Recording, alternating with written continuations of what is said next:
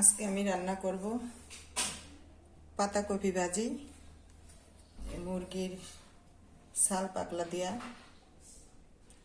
গিলা কলিজি দিয়া, পাও এগুলা দিয়া। আসসালামু আলাইকুম ওয়া রাহমাতুল্লাহি ওয়া বারাকাতুহু। সাল্লাল্লাহু আলাইহি ওয়াসাল্লাম।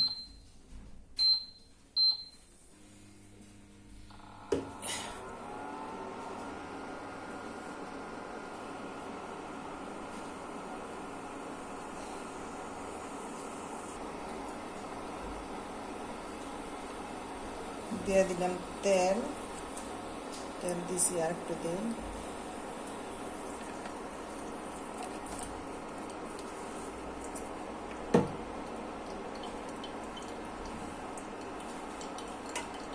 প্রথমে দিয়ে দিব পেঁয়াজ কাটা, তারপর দিয়ে দিব কাঁচামরিচ,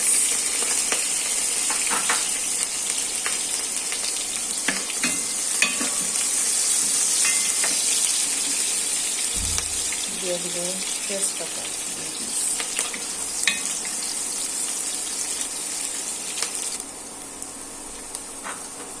দিয়ে দিব একটু লবণ পরিমাণ মতো।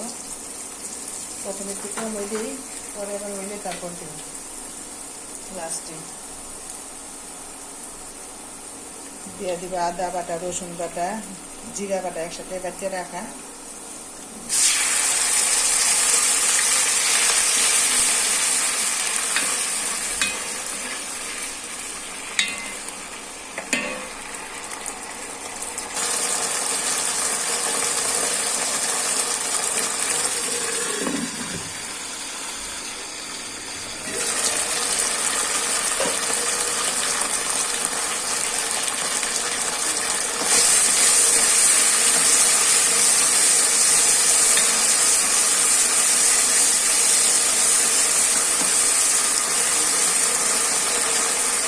এবার দিয়ে দিব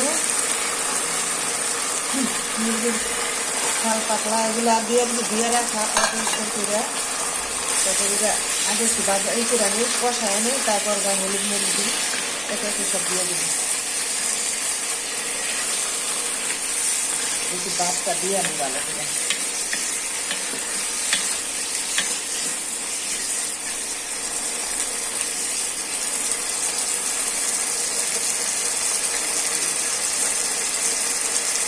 দিয়ে দিব হলুদের গুঁড়া হালকা পরিমাণ,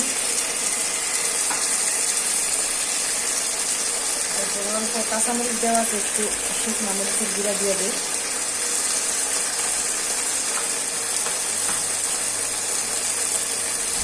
দিয়ে দিই বড় ধনিয়ার গুঁড়া,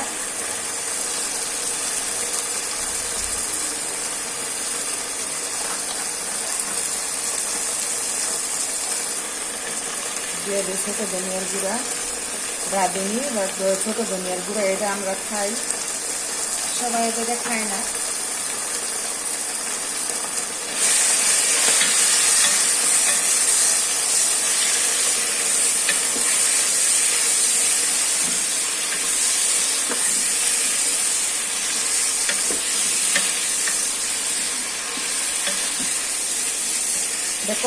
কষানোর পরে দিয়ে দেবো হচ্ছে পাতাকপি কাটা,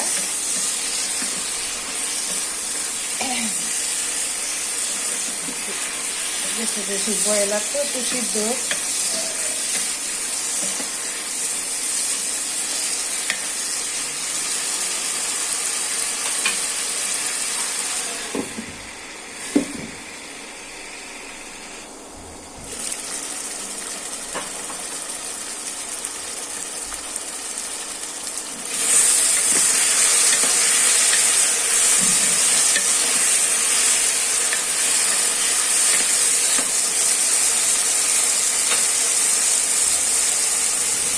দিয়ে দিব কফি দিয়ে প্রথমে লাড়াচাড়া করে তারপর বানাইতে হবে।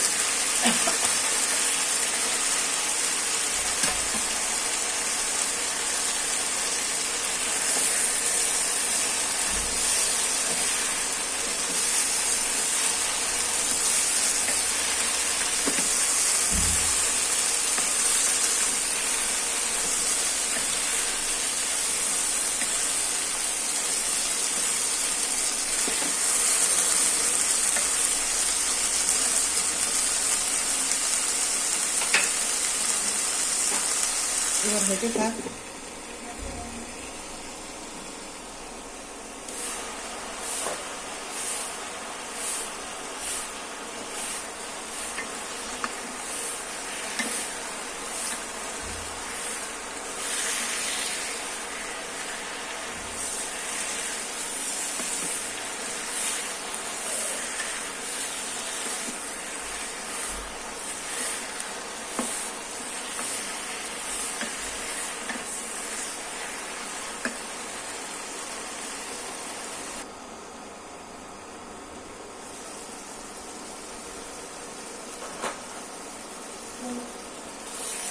আপনারা চাইলে একটু পানি দিতে পারেন, আমিও দেখি নাও দিতে পারি, কিন্তু পানি উঠলে আর পানি দিতে হয় না, কারণ যেহেতু এটা কচু ভাজি।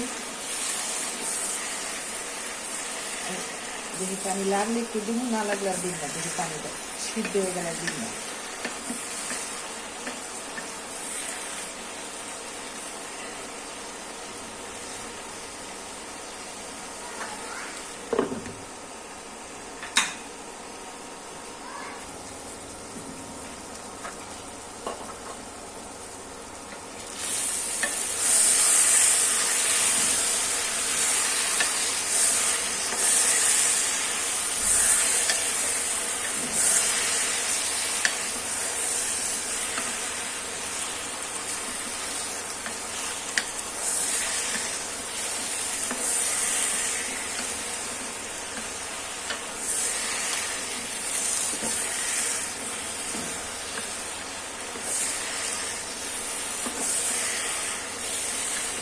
আপনারা চাইলে ভাজনা বাটা এগুলো দিতে পারেন, রসুন, তারপর পেঁয়াজ, তারপর জিরা, এগুলো তেলে ভাজা করে তারপর পাটায় বাটা হোক, তারপরে ব্লেন্ডারে ছিটতে হোক, এগুলো দেওয়া যায়।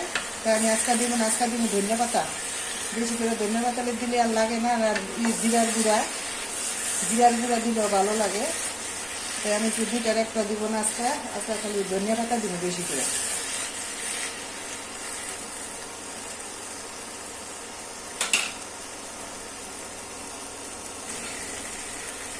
এই শাকটা, এইটা রান্নার সময় তো কপিটা রান্নার সময় মাংসটা একটু ভালো করে কষাইয়া ভালো করে তারপর পরে শাকটা দিলে ভালো, শাকটা সিদ্ধ হয়ে যায় তাড়াতাড়ি। সিদ্ধ হয়ে গেছে।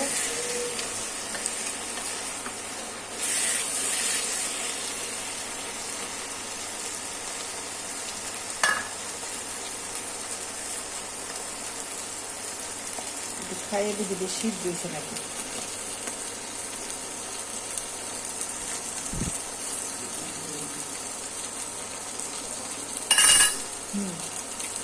সিদ্ধ হয়ে গেছে।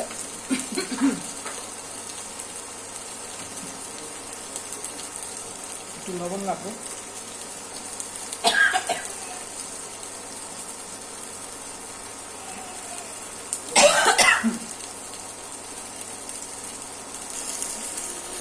দিয়ে দিলাম ধনিয়া পাতা।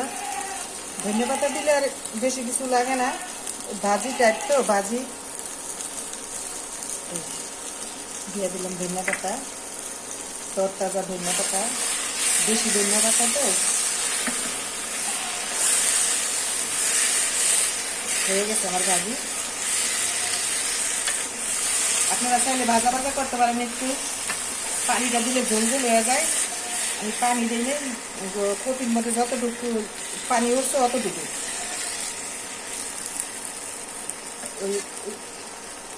ওই গোস্তটা একটু ভালো করে কষাই নিলে আর পানি না দিলেও চলে। কপি তো এমনি সিদ্ধ হয়ে যায়, কপিটা পাতা কপি তো কাঁচাও খাওয়া যায়। আমরা তো ছোটোবেলায় লালুক পাতাগুলো খাইছি, ভালোই লাগে, কাঁচাও খাওয়া যায়। তো আমার রান্না হয়ে গেছে। আসসালামু আলাইকুম রহমতুল্লাহি ওয়া বারাকাতুহু।